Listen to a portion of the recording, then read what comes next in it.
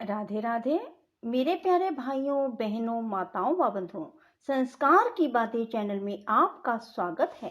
बंधुओं, मैं आपके लिए लेकर आई हूँ श्री राम भगवान की कथा। बंधुओं, यदि आपने हमारे चैनल को अब तक सब्सक्राइब नहीं किया तो जरूर करें और बेल आइकन दबाना ना भूलें, ताकि आपको हमारी आने वाली सभी वीडियोस की जानकारी सबसे पहले हो सके।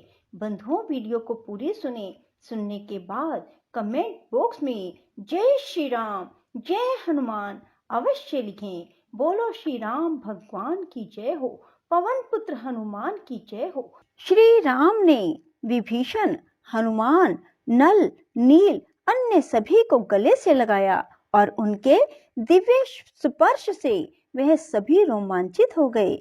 इसके परिणाम स्वरूप उन सभी की थकान पल भर में दूर हो गई तथा शरीर पर हुए सभी घाव निमिष मात्र में भर गए। श्री राम के प्रसन्न वदन को देखकर सब वानर उल्लसित हो उठे। वानरों पर राम की कृपा दृष्टि की वर्षा हुई।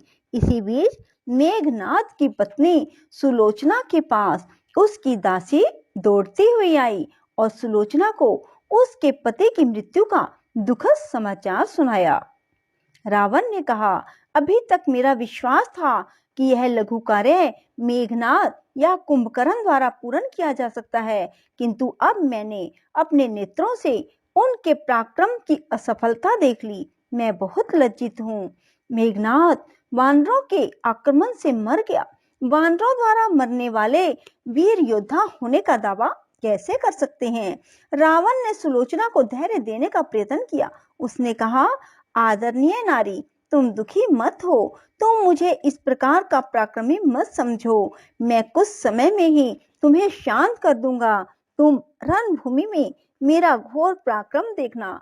जिन्होंने तुम्हारे पति का वध किया है, मैं उन सभी के सिर काट कर अपने साथ ले आऊंगा, इसमें कोई संदेह नहीं। इस प्रकार रावण ने सुलोचना के समक्ष आत्म प्रशंसा की एवं गर्व से फूल गया और गुस्से से लाल पीला हो गया। यह शब्द सुनकर बुद्धिमान और गुणवान सुलोचना ने कहा, हे दशानन, क्या आपके मन में तनिक भी यह आशा है कि आप विजय प्राप्त कर लेंगे?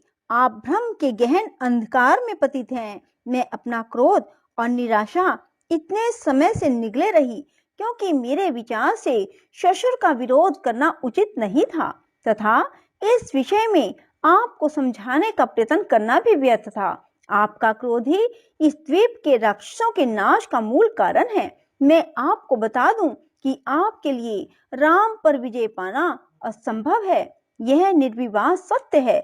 सुलोचना सहसा खड़ी हो गई और वह मेघनाद की माता रानी मंदोदरी के रनिवास की ओर विलाप करती हुई दौड़ी। वहां पहुंचकर वह अपनी सास के चरणों पर गिरकर बोली, आपके पति के कारण ही यह आपत्ति आई है, अन्य किसी कारण नहीं। आप भी उस विपत्ति से नहीं बच सकती जो आजकल में आप पर आने वाली है। उसके विदीर्ण हृदय से कटु और निर्दय शब्द फूट पड़े। मंदोदरी ने भी जब रावण की कुप्रवृत्तियों और उसकी निकृष्टता पर उसके गर्व का ध्यान किया तो उसे भी महान पीड़ा हुई। सुलोचना के वचनों की सत्यता को जानकर वह भी रो पड़ी। वह दोनों बहुत देर तक मौन बैठी रही और इसके बाद परस्पर राम का गुणगान और सीता के धैर्य एवं सतीत्व की प्रशंसा करने लगी। उन्होंने कहा, यदि वह उस दिव्य पुरुष की झलक भी पा ले तो उसका जीवन सार्थक हो जाएगा। रावण अपने शोक संतप्त पुत्र वधू सुलोचना का दुख न सह सका। उसके वचन रावण के हृदय में तीक्ष्ण कांटों के समान चुभ गए। उसे अपने योग्य और अति प्रिय पुत्र की मृत्यु पर इतना गहन शोक हुआ कि वह भूमि पर गिर पड़ा और निराशापूर्वक अपना सिर भूमि पर मारने लगा। फिर वह खड़ा हो गया और उसने अपने प्रिय मंदिर में शिव की प्रतिमा के समक्ष अपनी संपूर्ण वेदना अर्पित कर दी। तभी उसके मंत्रीगण उसके पास पहुंच गए और बोले, हे राजन, आप व्यर्थ में विलाप क्यों कर रहे हैं? हम अपने जिन पुत्रों, पत्नियों, अन्य लोगों से अगाध स्नेह करते हैं, वह सभी उसी प्रकार नश्वर हैं जिस प्रकार दामिनी की एक कोंद एक पल के लिए घने बादलों में चमक उत्पन्न कर फिर लुप्त हो जाती है। जीवन तो बिजली की एक कोंद है, यह शाश्वत नहीं है। पूर्णतः यह जानते हुए भी अज्ञान में डूबना, उनकी मृत्यु पर विलाप करना आपके लिए उचित नहीं है। यह भावी योजना बनाने का समय है। ऐसा षड्यंत्र रचें जिससे हम द्वार पर आए शत्रु का नाश कर सकें। उन्होंने रावण को धीरज बंधाने का प्रयास किया और विभिन्न तर्कों द्वारा उसे तुरंत आवश्यक कार्यों का स्मरण करवाया। अंत में रावण अपने 20 हाथों को करबद्ध कर शिव से प्रार्थना करता हुआ अति श्रद्धा पूर्वक मंदिर की भूमि पर दंडवत हो गया। जब यह घटना हुई तो अधोलोक में रहने वाले अहिरावण को ज्ञात हुआ कि रावण पर महान दुख आया था। उसने मन ही मन सोचा, ऐसा कैसे हो सकता है? तीनों लोग उसके वश में हैं, उसे कोई पराजित नहीं कर सकता। अहिरावण कामदा देवी के अतिरिक्त अन्य किसी की पूजा नहीं करता था। तुरंत ही उसने देवी का ध्यान किया और देवी ने अपने उपासक को रावण का वह पता दिया जहां वह उस समय था। अतः वह भी मंदिर में ही रावण के पास पहुंच गया। वह रावण को पुकारता हुआ उसके चरणों पर गिर पड़ा। अहिरावण तो रावण का ही पुत्र था। उसने पिता की व्याकुलता और दुख का कारण पूछा। रावण ने उसे राम व लक्ष्मण द्वारा शूर्पणखा के नाक कान काटने की घटना से लेकर तब तक का संपूर्ण वृत्तांत सुनाया। यह सुनकर अहिरावण अति उदास हो गया और बोला, संसार का प्रत्येक व्यक्ति नैतिक पथ की अर्चना करता है। उस पथ से भ्रष्ट हो अनैतिक मार्ग अपनाने से हृदय में भय प्रवेश करता है। आप अपने भूत व भविष्य का ध्यान ना करते हुए मूर्खता पूर्वक इस प्राण घातक युद्ध में जुट गए। इसके परिणाम स्वरूप आपने अपनी जाति और वंश का भी नाश कर दिया। आप मानव में विद्यमान पराक्रम एवं शक्ति को नहीं जानते। आपने महानतम मानव को लघुतम एवं निम्नतम गिना है और निम्नतम गिना। अब मैं आपको एक बात बतलाना चाहता हूँ। मैं राम और लक्ष्मण को पकड़कर अधोलोक में ले जाऊंगा और कामदा देवी के प्रति उनकी बलि चढ़ा दूंगा। इस प्रकार मैं राक्षस वंश के लिए अपरिमित यश अर्जित करूंगा।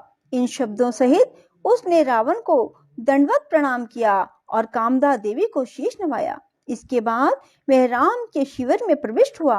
उसने असाधारण रहस्यमय शक्ति द्वारा चारों ओर अंधकार उत्पन्न कर वानरों में प्रगाढ़ तिमिर फैला दिया।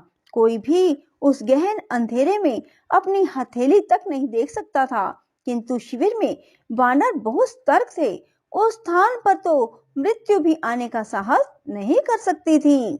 रक्षक हनुमान ने अपनी पूंछ अत्यधिक लंबी कर शिविर के चारों ओर उसे कई घेरों में लपेट लिया, जिससे उन घेरों से एक दृढ़ पर्वत के समान ऊंचाई बन गई। उस दुर्जय दुर्ग में प्रवेश पाने के लिए एक ही द्वार था, जिस पर हनुमान स्वयं बैठे थे।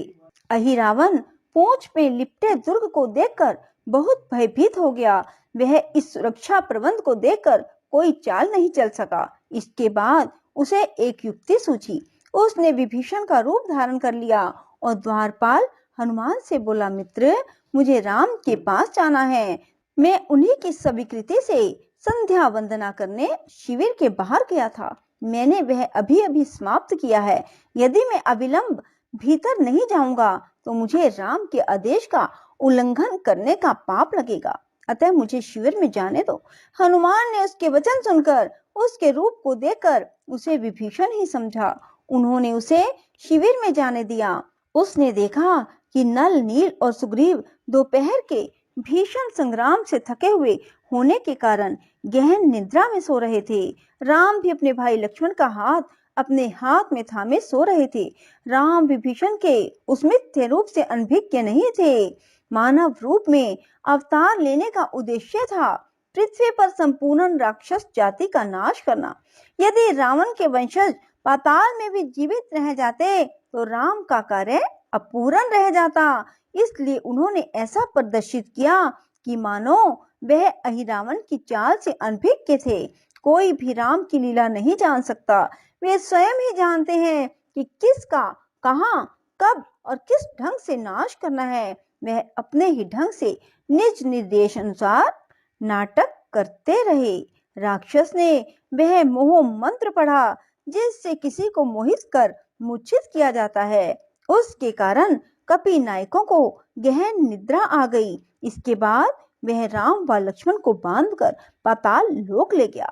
बोलो श्री राम भगवान की जय हो। राधे राधे। जय श्री कृष्णा। बंधुओं, यदि आपको हमारी वीडियो पसंद आए तो इसे लाइक करें और शेयर भी जरूर करें। धन्यवाद।